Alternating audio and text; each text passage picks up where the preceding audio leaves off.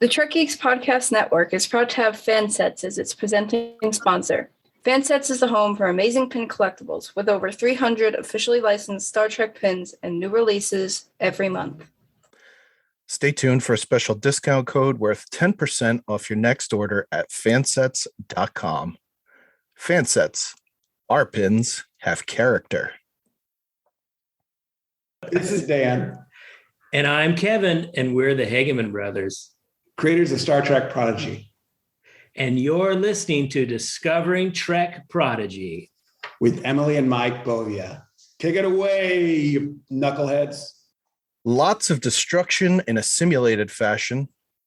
Apparently, photon grenades are a musical fruit, and unlocking more secrets of the Protostar.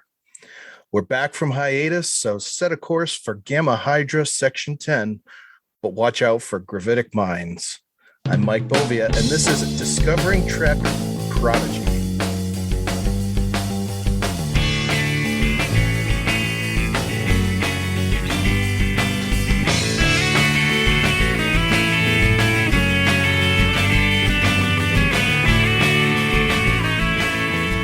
Thanks for joining us on Discovering Trek, the Star Trek Universe Companion, presented by Fansets.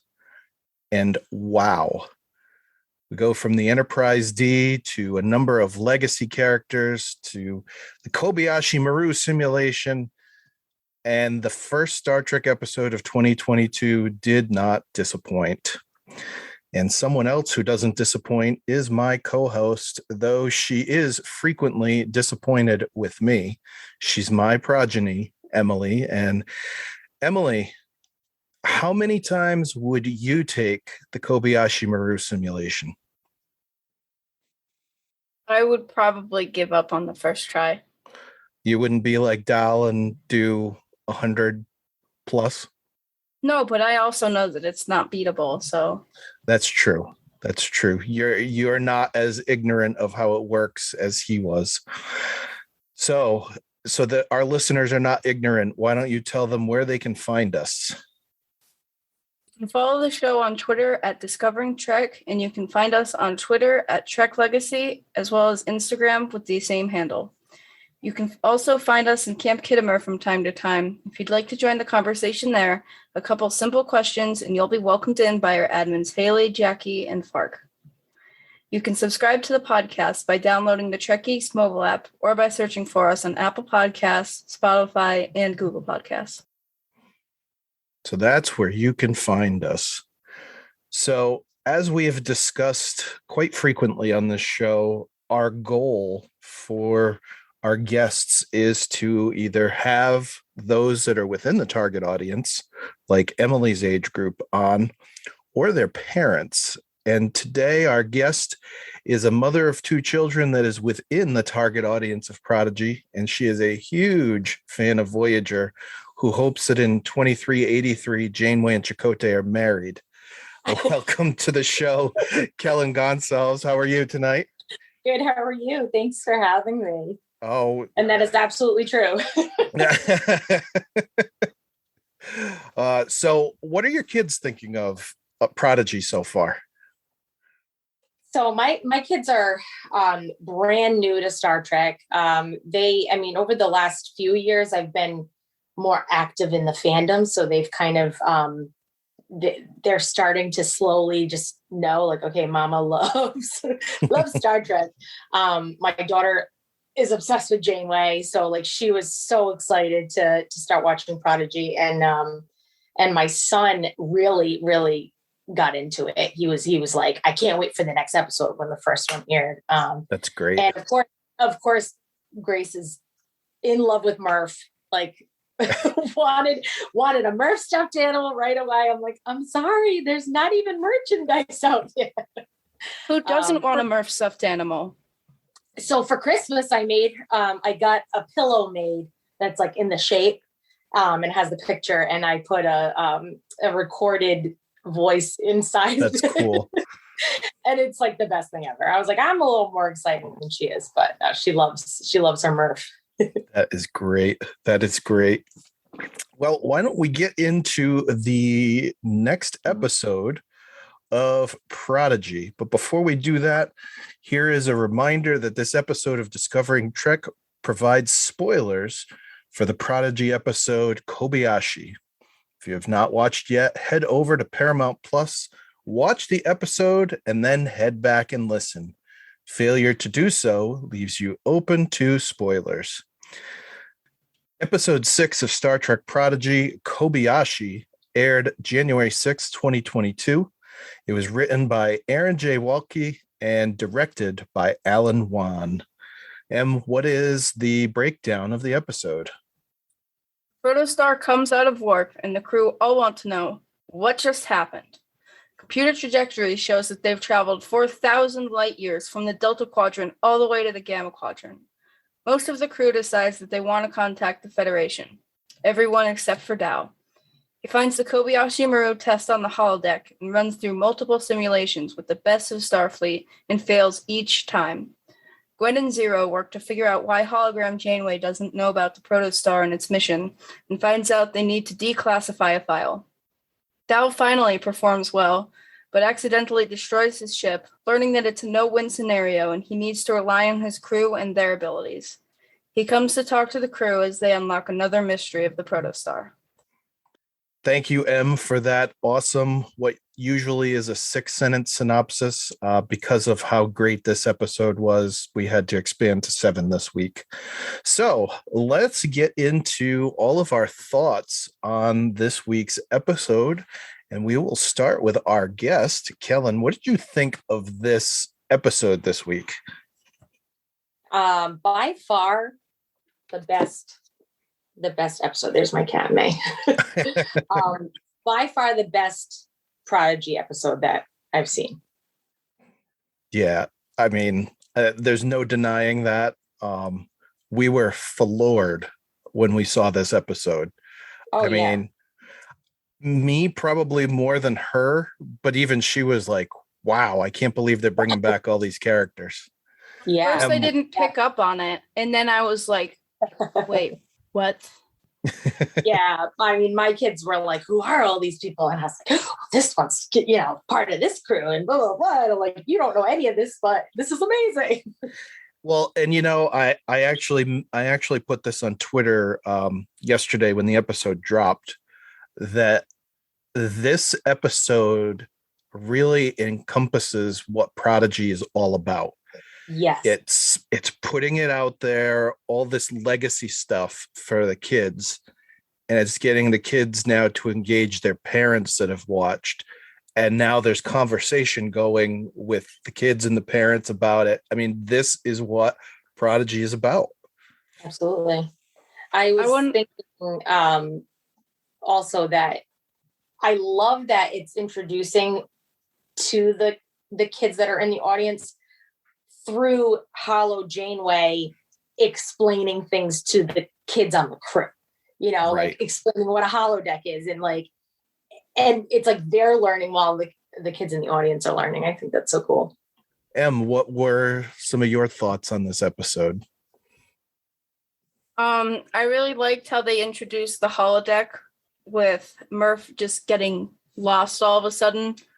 And, he kind of blends into the background most of the time during the show because he doesn't really do much. But then they still notice that he's gone. They're like, where's Murph? Where did he go? And then... like, we need Murph's, decision too. We need his ability to eat the ship. Yeah. It's crucial. And leave residue behind. Right. So since we're on the subject of Murph, the hashtag went out yesterday, Murph Toots. You know what? I'm here for the toilet humor. I got to say that right now. I knew something was going to happen with the photon grenades and him. Yeah.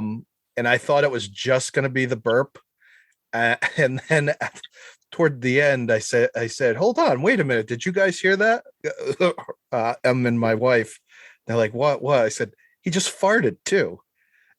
I backed it up. They're like, oh yeah, it's like so subtle. I think, some people I talked to, they totally missed it. And they were like, wait, what? Going back. I watched it before I watched it with my kids. And then I was like, just sweet. Yeah. It's awesome. So I want to talk I about. wasn't done yet. Oh, excuse You me. think that all I wanted to mention was Murph? No, I want to talk about the art more. Okay, so Okay, well, I have more coming about the art actually later. It's in my Medal of Honor. But I really like I'm only just noticing it now when the ship was like at the last moments when Gwyn and Zero were unlocking all of the files. I love the ship palette that they used. It's all blue and teal and it's so beautiful and I love it and it's amazing. And it matches with the Starfleet flag too. The white and the blue. It's awesome.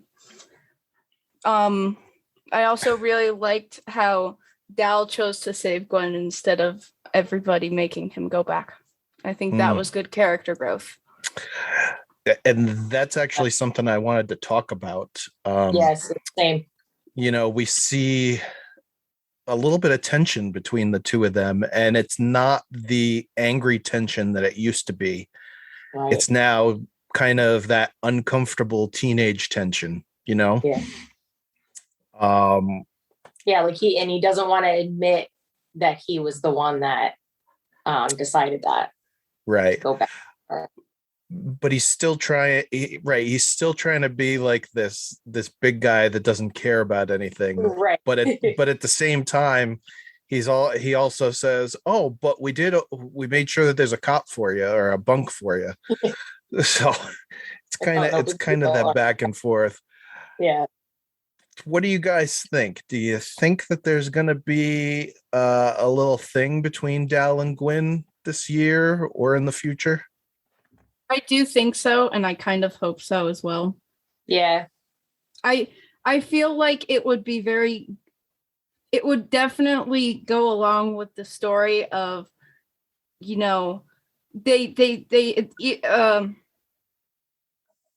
don't know what just happened. At the beginning of the show, it seemed like they wanted to be friends, but at the same time, they couldn't be. So are people going to be shipping Dal and Gwyn? Probably. Definitely has already happened. Oh, I'm sure. Mm-hmm. Yeah. What would it be, Dwal or Gal? I love Gal. All right. So we were discussing this actually tonight after dinner. Going to break some brains a little bit here. Mm-hmm. So we see the Vaunakot breeding here in a flashback. So we know that Prodigy takes place in 2383. The flashback states that this is 17 years prior and says stardate 43929.9.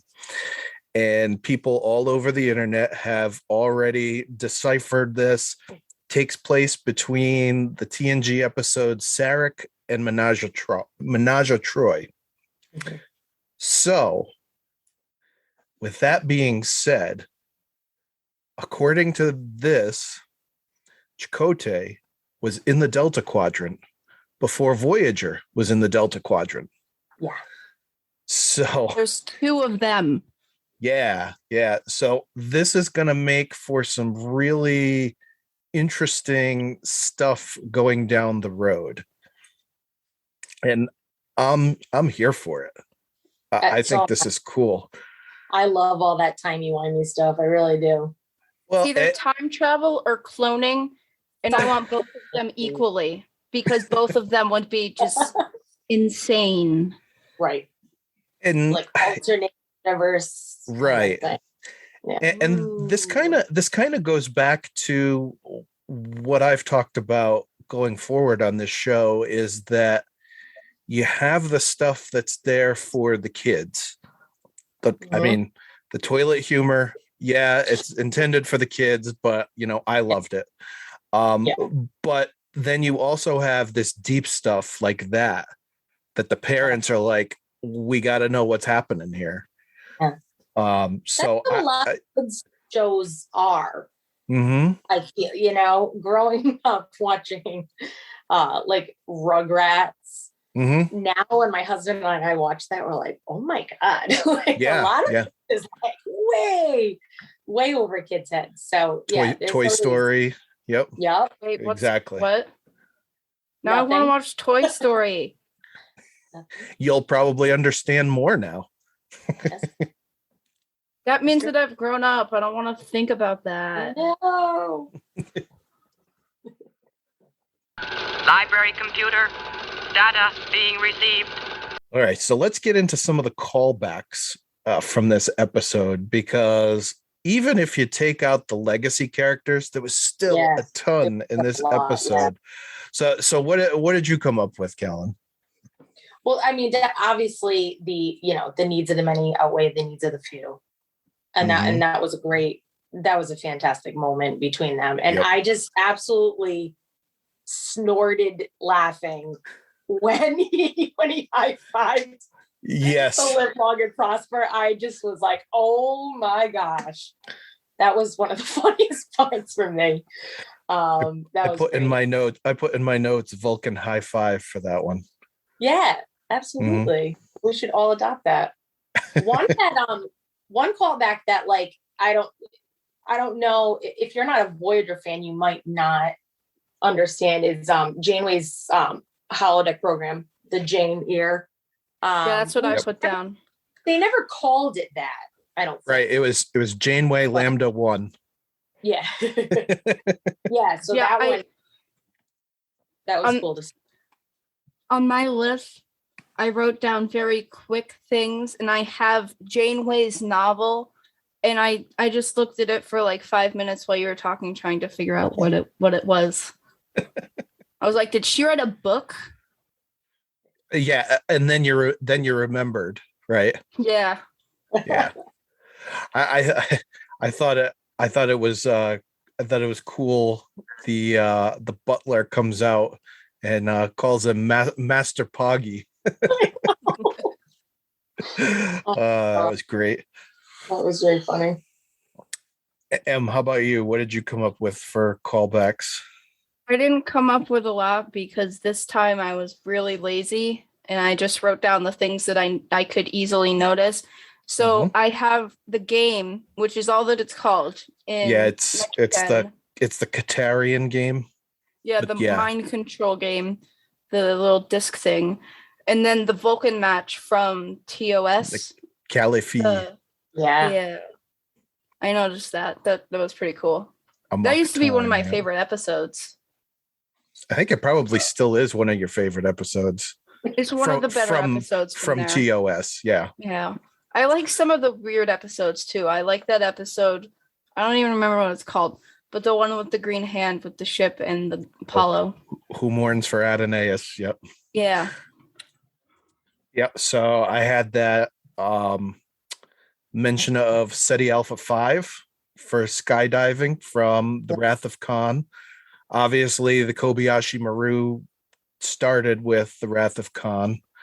I don't think we need to get into all of the legacy characters. If we want to talk about that later, we can. But Uhura, Crusher, Odo, Spock, Scotty, and then at the end, Chakotay. And we knew that Chakotay was going to be in Prodigy at some point, but now here he is. So we've got the first breadcrumbs leading us along the path. Yes, I mean, what a cliffhanger that was. Yeah. I'm not entirely sure whether the Janeway that was in the preview was hologram Janeway or real Janeway, because that's both what a of lot them, of people. Both of them make sense to me. So, I should go back and watch that to check the pips, because if she's still a captain, then it's good. But if she's an admiral, then it's real. And if there's nothing, then she's the hologram. Because if you've noticed, the hologram has nothing. That's true. Yeah. Yep. I thought Yeah, that see, there you go, Em. You can take something and formulate that for your what you think could happen in the future. Yeah. you'll have to figure out who Murph is though, or what Murph is. We Right. still do. I know they keep saying you'll find out. Yeah. I don't even know where to begin with him, really. Okay.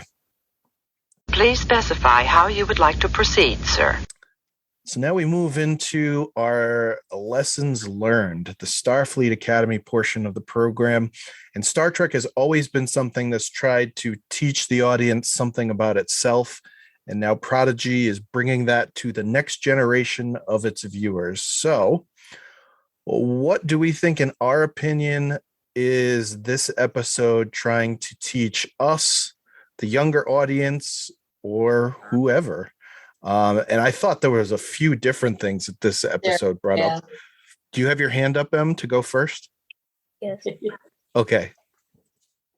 So Zero just flat out says it to Gwyn later on with, why would you need a translator on this ship when it can give you every language perfectly? And then Zero says it's more than translation, it's interpretation, which really is kind of a thing that isn't that easily latched onto. I had to think about it for a second, but it's like, if somebody's like, it's like how when you're reading a story and the author gives you, a landscape that the characters are in, or a description of the characters, and you read it, and in your mind you can visualize it because you're interpreting that character or that landscape in your head, and you can see it really clearly because you've read it. It's like Zero was telling her, like, you have to listen to what people are saying, but a translator can give you something, but it can't give you the emotion that the person is feeling. So you really have to pay attention to that. So that is really deep from 4 words on a piece of paper that were in the notes. So very good. Very good. Yeah, the other thing that I thought along with that was something that I used to tell you when you were a lot younger, is it's not what you said, but it's how you said it. And you kind of touched on that. Translation is literally just what does this word mean from one language to another, but it's not getting the sense of what you're trying to say. So nice job with that, Em. Kellyn, how about you? What did you have for a thought for this? There are definitely a few. I mean, the biggest one is the moment between Spock and Dal that, the needs of the many outweigh the needs of the few. One of the most iconic lines. And like we said before, I think Dal was already he's already developing as a character and, starting to think about others and not just himself. But you do see that, like, that ego and everything during that simulation. I mean, how many times did he do that? And Pog is like, I'm not counting or anything, but 42. Yeah. Yeah, I liked the line when him and Spock were talking there, how he said, I guess I need to use my ears more than I use my mouth. So yeah, he truly got what Spock was saying there. So yeah, nice. I like that. I do get how mad he got during the simulation though, because I feel like my ego would be hurt having failed that many times if I didn't know what was going on. Well, hey, and then after he destroyed his own ship.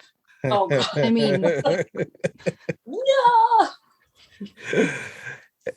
Hey, you don't have to go any further than the first captain or the first character that they mentioned in the simulation. Who's this J.T. Kirk? I mean, he's the guy that was mad that he couldn't beat it, so he reprogrammed it so he could beat it. So Dal isn't that far off in that way, wanting to find a way around the no-win scenario. So I thought something important actually came out of the exchange between Dal and Pog on the holodeck. Just before he actually kicked Pog off, Pog made the comment to him, maybe you should listen to what your crew has to say and take their advice, because, you know, they're telling you some good things. And I think that's something we can all work on is, you know, not just going out there and doing what we want to do, but listening to the advice of others. And you know what? Maybe we do make a decision that still takes us in the direction that we were thinking, but now it's more of an educated decision.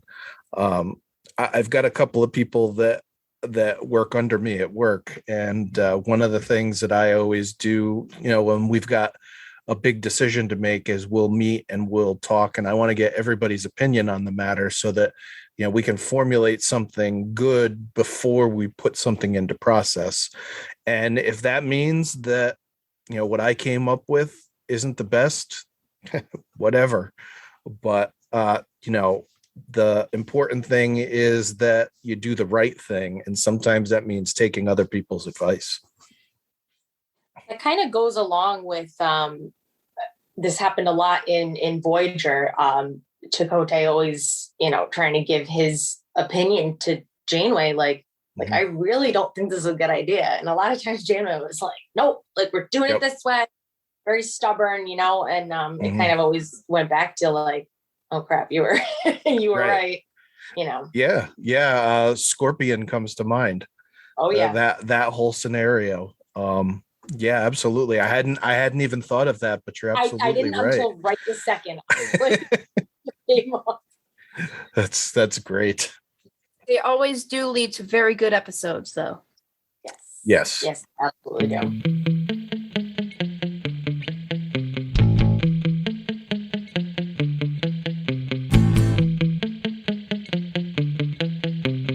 Take a moment to talk about Fansets, the presenting sponsor of the Trek Geeks Podcast Network. Long before we were doing a podcast sponsored by them, we were Fansets customers. The quality of the merchandise they put out is second to none.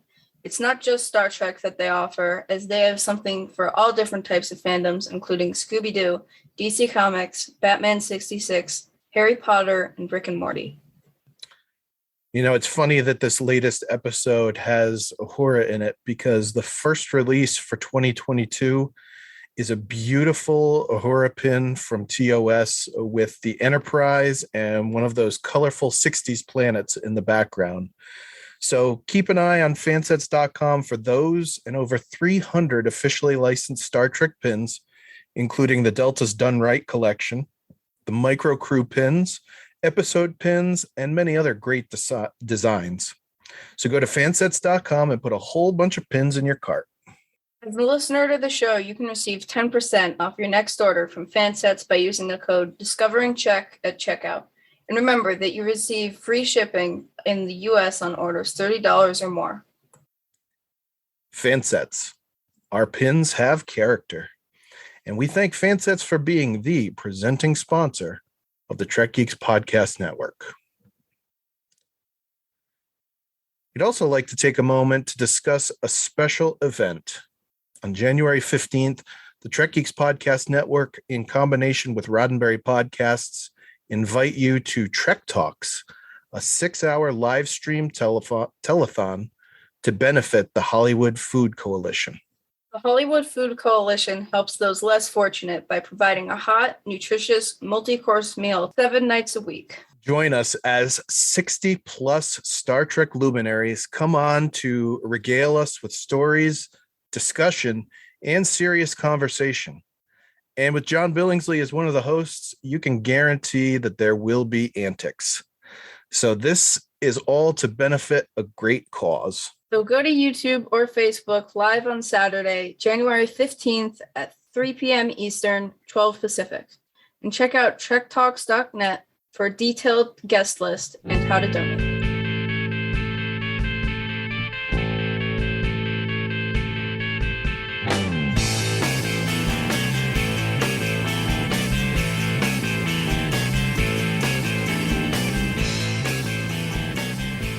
So now it's time to give out our awards that we don't actually hand to people, but they like to be known. So our Christopher Pike Medals of Honor this week.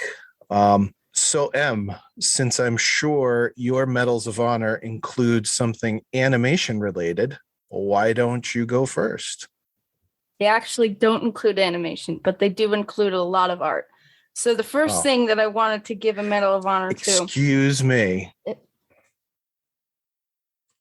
The first thing that I wanted to give the Medal of Honor to is the color palettes that they chose. I already mentioned it way back in my thoughts, but I wanted to mention it again because I just thought it was so cool and I didn't notice it until afterwards.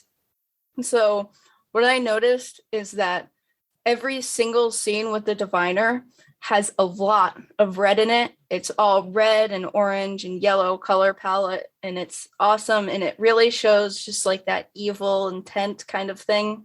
You know, it's just like, it gives your subconscious mind this Evil sense thought? that it just gives it this sense that it's like, this guy's bad. Also, he looks really scary, but... So another thing that I noticed was when they were all down in engineering with Gwyn and Zero and then Janeway, when she said that she didn't remember why the Protostar was on Tars Lamora, even though, you know, all of engineering was lit up because of the drive and it was all blue. But when she said that, it turned like green. And I don't know why, but that just like... It made me think that something was definitely wrong, and there was it was like deleted somehow by someone, or it was like she does know, but she's just not allowed to tell anybody. And so like whenever she tries to or wants to, or somebody asks, she just, like she physically can't get the words out. Mm-hmm. So that's one thing that I also noticed. I also really liked how much Dao grew in this episode. That was really, really good. He's not a jerk anymore. That's not true. Mostly. I also want to give a Medal of Honor to the Protostar drive because that thing is awesome. And very good. Nice. And I don't know how you could tell me that's, I mean, I guess you're really splitting hairs with the color palettes are more art than animation. Eventually, how is it animation? It's not like, oh, this thing moved over there. It's this color is this color and that color is that. How is that animation? That's like saying that me throwing colors on a paper is animation. This is what you have to look forward to when your daughter's almost 13. I feel like I'm already dealing that with like my son, 7-year-old son. He's already like giving me the mama. All right. So what are your medals of honor for this episode? Definitely Murph, because he didn't explode and he is like indestructible, and that was pretty awesome. And of course the Murph toot. The holodeck scene was just all around like just hysterical, and I loved when they were behind the console like that was great. That was hysterical. And of course the Vulcan high five, and the introduction of Captain Chakotay. I mean, come on. I've been waiting for it. And just seeing, you know, the look on Hollow Janeway's face when she realized who it was, that was a great moment for all of us JCers out there, definitely. But just great to see Chakotay again, definitely, and hear his voice. Yeah. So I think some of what I have is similar to both of you. So first off, Aaron Walkey, the writer of this episode, when we interviewed Dan and Kevin Hageman. They said that he is the guy in the writer's room that lives for this kind of stuff. And man, did it come out in this episode. Like, whenever you thought something had like hit its peak, he brought something to one up it. And then on top of all of that, like, Dal actually beats it. And then you have the comedy of him then blowing his own ship up. I mean, the whole thing just like so well-rounded. I'm going to say later that, this is definitely a fan service episode, but man, it was done right. I mean, it wasn't just fan service for the sake of putting stuff in there that the fans were going to know. It was a very well-rounded story that just had it as part of it. My next one goes to, for the first time, I believe, but I could be wrong here, Brett Gray as Dal. Because you know what? He did what all of us would do. Just keep repeating the test until we could beat it. Except for Emilie, who's shaking her head, because even when we give her tests at home for homeschooling, she finally just throws her hands up and goes, nope, 70's good enough. Here you go. Oh well. At least I didn't fail. Yeah. But I mean, sometimes almost to obsession. Think of in Deep Space Nine, how obsessed Sisko was with Michael Eddington. The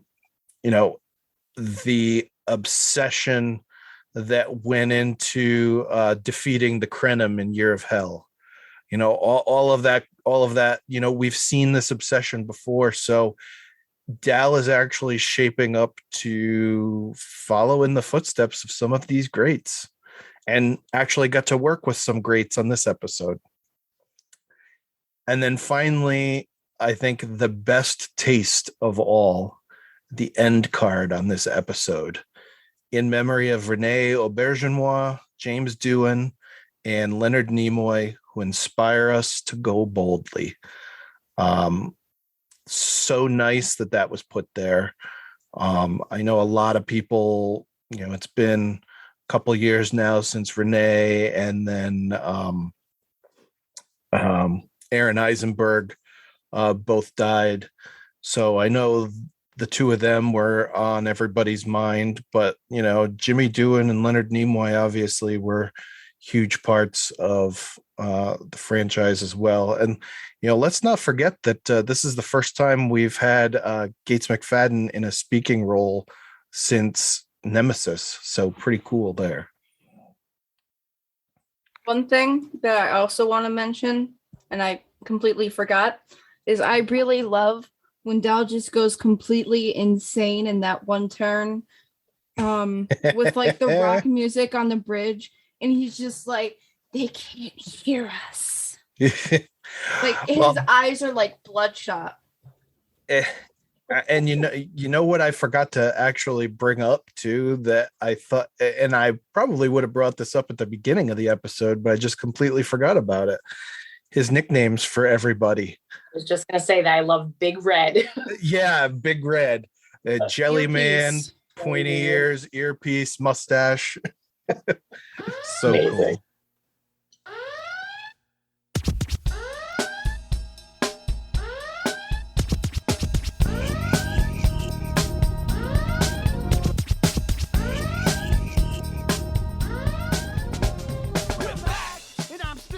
So this next section of the show, we're doing a little bit of a change to.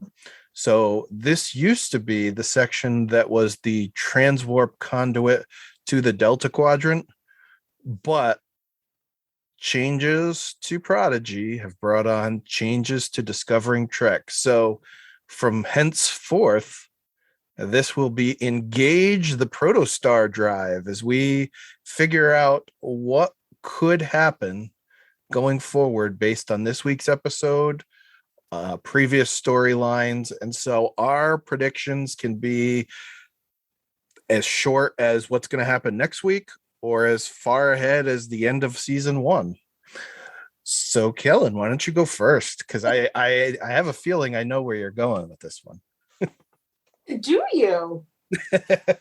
I really don't have like a a full thought of what is going to happen, but I know, or I think it is going to be some sort of either time travel, alternate universe, something, because if the Protostar was around 17 years ago and Chakotay was the captain, there's got to be some crazy story about how he was in the Delta Quadrant before that. And like you said, Emilie, was that Hollow Janeway? Was that actual Janeway? Like, what's going on here? We know that there's going to be 3, I think, different versions of Janeway, I believe they said. Yep. The endgame version. Yeah, I know. And like, actually, one of the really crazy ideas, because I had talked to so many people afterwards about all these, theories.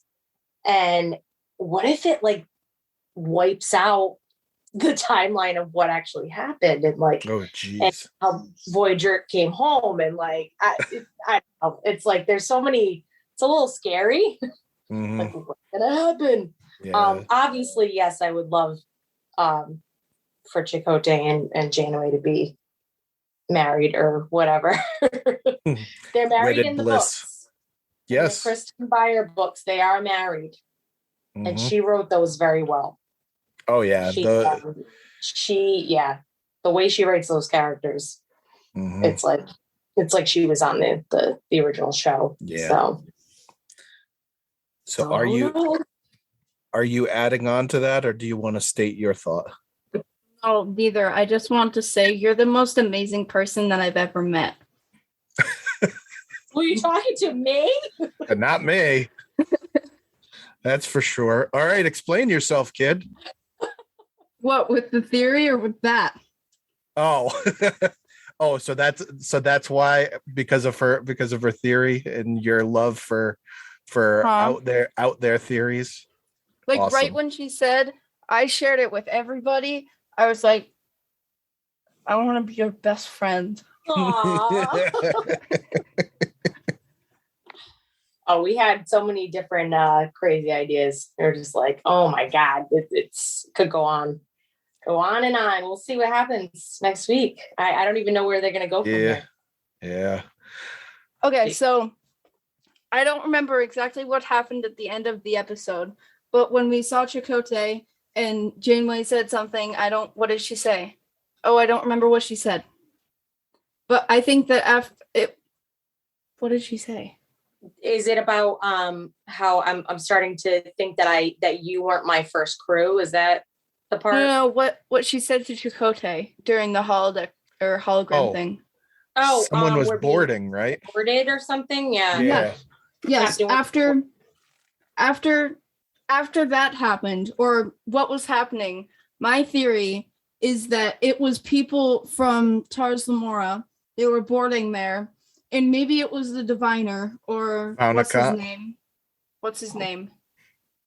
Dreadnought. Oh, it might have been Dreadnought, because there's like no way that they were stopping him, because he's like General Grievous. So I think that it was somebody from Tars Lamora. They boarded. Everybody on the crew was forced to go to the escape pods, maybe even Chakotay, because Janeway might have like forced him to go. And that's why maybe that taps into your theory where he's at Starfleet. And so they all escape, and Dreadnought takes it back to Tars Lamora, where they find Janeway, and then they erase her memory because so that nobody can ever find out what happens. And then she meets everybody else later, and then now this happens, and then figures it out. That kind of makes my theory pale in comparison. Well, let me just say, and I need to say this because I am not often right. I was half right in the last episode. I was wrong when I said that I thought that they warped to Federation space. I was right when I said that we would finally see Chakotay. I got that. I nailed it. So let's see what I can do. So I think, obviously, as we've talked about, somehow time travel is involved here. But I think that Chakotay and his crew are on Tars Lamora in the present day, working in the mines. And yeah, and the crew is going to have to go back there to save, the young crew is going to have to go back there to save Chakotay and his crew. Wait, what if I definitely think there's going to be some sort of rescue mission of some kind. Mhm. I definitely think that's involved.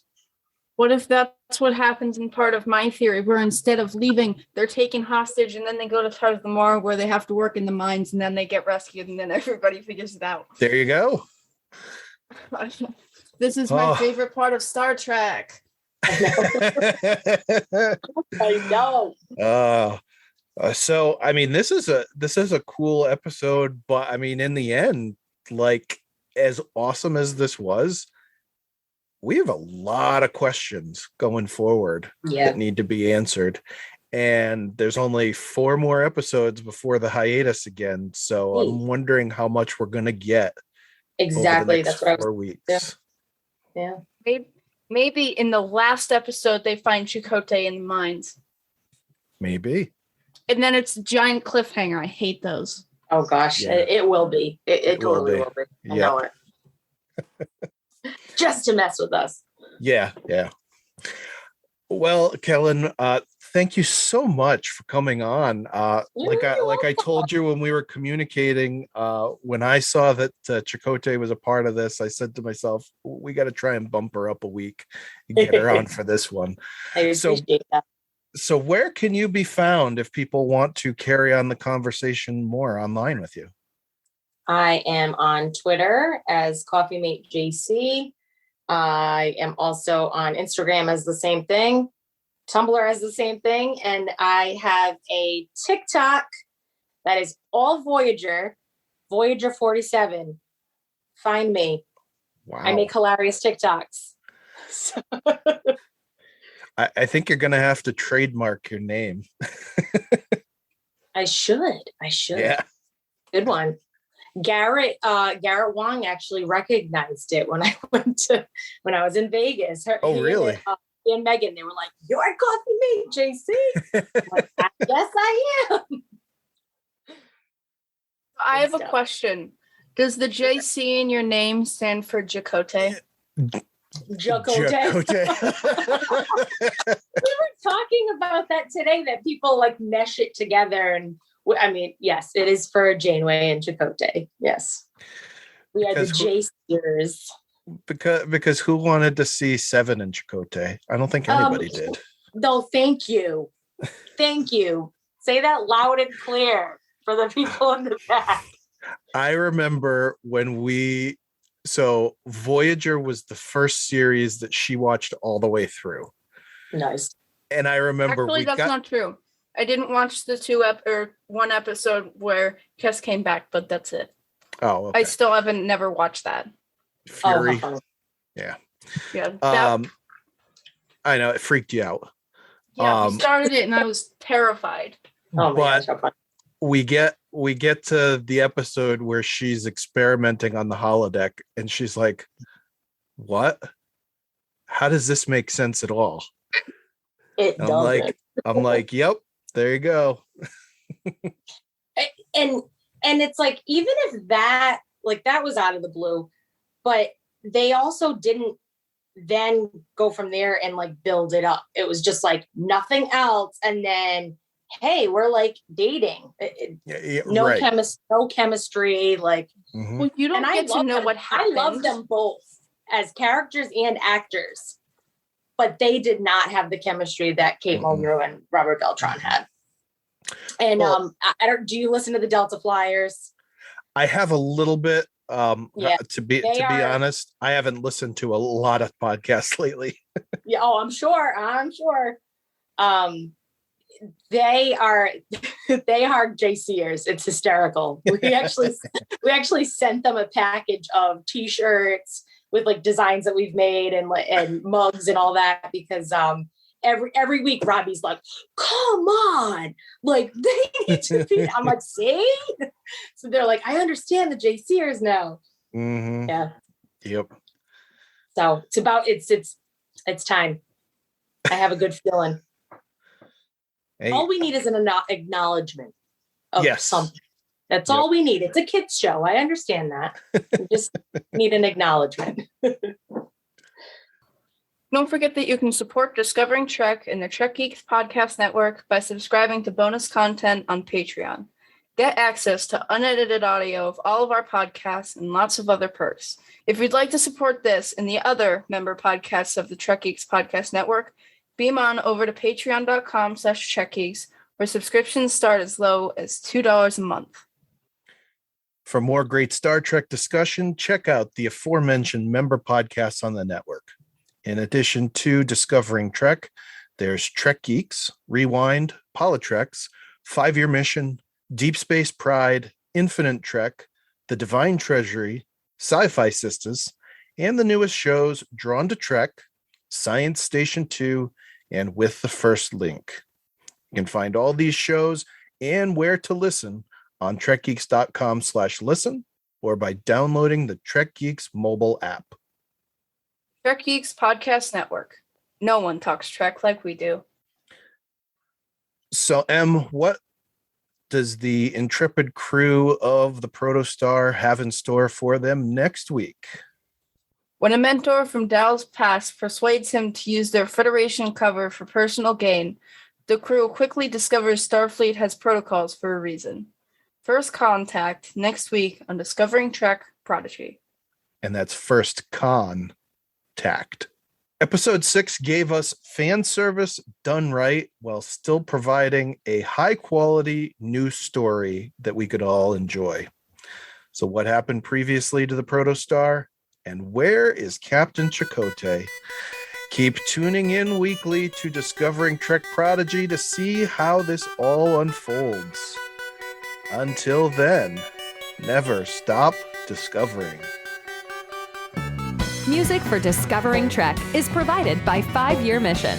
They're writing an original song for each episode of Star Trek.